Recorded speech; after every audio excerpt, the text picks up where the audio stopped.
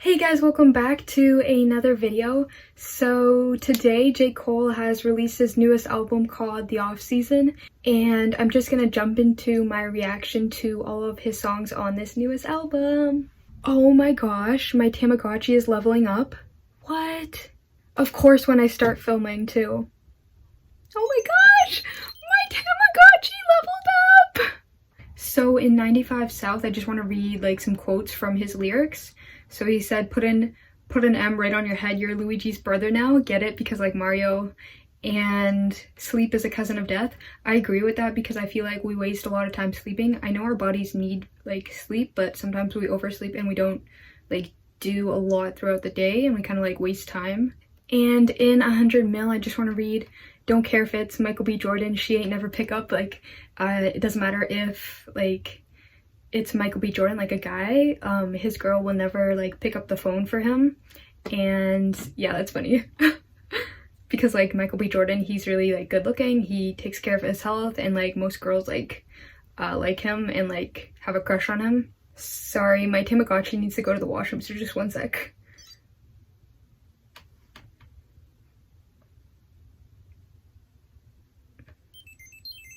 All better. But yeah, as I was saying, I like how he's not content with his rap career so far, even though he's accomplished so much, he's gotten a lot of money, and I like how he still wants to like better himself and like not leave any stone unturned. In Punching the Clock, I like how he got Damian Lillard on this, talking about how in the summertime, if you put in work, then it'll eventually show. And if you don't put in work, or if you don't put in enough work and you slip up or you cheat, that'll also come to light in like the season upcoming. I like Clothes. I like how he said, I ain't trying to be almost, like he almost did something, or like, you know how people say like, oh, like she almost did that, and if she would have done this then she could have gotten there. I like how he said he doesn't want to be the almost, he wants to actually get to where he wants to be, and he also wants to be known as that person who got to their goal and achieved it. In Applying Pressure, I like the 90s like feel to this song. In Hunger on a Hillside, I just want to read some lyrics. Still going to be me when the success is gone. So I like how he's saying he's still himself when the success is gone, or like when he isn't given as much attention as like, so say if he drops an album and it's not as successful as like other ones, I like how he says like he's still going to be himself even like when the success is gone. And when he said, when you get your taste, they get sour, I like how he said this because most times when someone gets successful, a lot of people get jealous of that and they envy them, and they tend to like nitpick on you sometimes, or they like get negative and they try to project that onto you because they're jealous that you became successful. Pride is the devil. I agree with this because pride is, I believe it's one of the 7 deadly sins. You know how they like add, you know how artists like they add features like in the title? He didn't, so when Lil Baby like came on, I was so shocked. In Let Go My Hand, I like how he talks about dibble dabbling like in between religions, like he's not just into one, because I feel like if you're gonna like pursue or like want to become more spiritual and you want to like be serious about that, then it does take a lot of dedication and like discipline, because you want to know everything about that religion. And most times they have like holy books or like Bibles or Qurans, and there's like a lot of information in that, and it's wise information.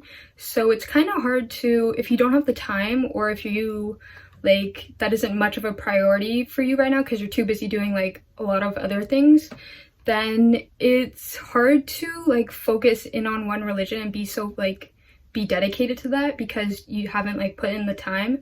So I get where he's coming from, where he's like dibble dabbling in between religions. I actually am. I keep telling myself to like research or like teach myself like other religions and gain like more information about other religions, but it's just like the time thing for me. So I feel like all religions are good and I feel like I can learn from each and every religion. So that's how come I'm not like super into one, even though I grew up Christian, but like I would also love to know about the other religions. It's just like I don't have the discipline right now and I don't have time right now. And I like how he says he's his biggest critic right now, and before he got like fame and everybody like started to know who he was, that he was his biggest fan. And I feel like that's so true because once you make it, like you are your biggest fan because you have to hype yourself up and you have to put yourself on like before you make it, and then once you make it, like you already made it, so it's like you don't have to put yourself on as much. You just kind of have to like continue it, I guess. And I feel like that can lead to a lot of critics, and especially because you're more known now, that you get like a lot of people, like outside noise and voices and people telling you all this like negative like opinions sometimes, and sometimes that can get into your head and you can become your own like biggest critic, I guess. And then I also want to say that I like how he got Diddy praying on this because it shows that he's matured and that he's moved on from the beef between them. In Amari, I really love the guitar in this. In my life, I saw a YouTube comment saying how this is like a sequel to A Lot by 21 Savage, and I totally was thinking that too. And the interlude definitely hyped me up for this album. Applying Pressure, the off-season documentary, I like how he made one even though it's like not a long documentary. I feel like when people or artists, like when they release their albums, I like it when they release a documentary because you get to see like behind the scenes as well.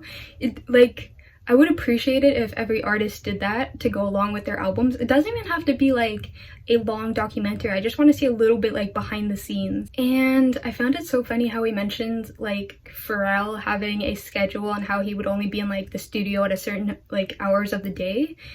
And I found it so funny because like, of course, Pharrell like does that. He thinks very deeply about things. So I feel like that's kind of rubbed off on J. Cole. And watching the documentary, I feel like J. Cole is like reevaluating things, like how he's done things and like thinking more deeply about things. And I also agree with him that like artists shouldn't wait around for inspiration because that can turn into forever. And I like how he parallels his rapping career with like NBA players and how they have to like practice different skills, shooting, and like practices, and a lot goes into it, like weight training. And I like how he parallels that to his rapping career where he has to like come up with beats, he has to write lyrics. And yeah, I feel like that's why his album is named The Off Season. I mean, he told us why it was called The Off Season at the beginning of his documentary, but I feel like because like the off season or like NBA players, they tend to put in work, and or they cheat, or they like don't put in as much work, and then during the regular season you can see like the players that have put in work. And I feel like he's saying that like he has to put in more work during the off season into his rapping career to reach like new heights because he isn't content with his like career as of yet. And yeah, those are my thoughts on J. Cole's newest album, The Off Season. Go check it out.